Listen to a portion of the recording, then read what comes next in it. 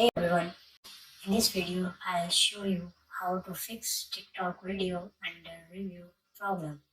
So let's begin. First you need to open TikTok, tap on profile, tap on three lines, top right corner, tap on settings and privacy, scroll down and tap on report a problem.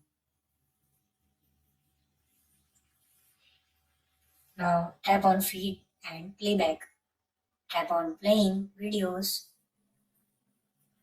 and tap on video not playing. Now press no and press need more help. So it will open your TikTok support chat. Now you can paste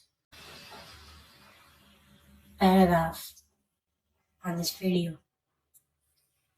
Make sure to fill all the blank fields, like and put your TikTok username, and you need to put your name. You need to put your TikTok username.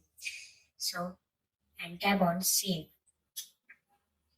It will respond you on 24 or 48 hours.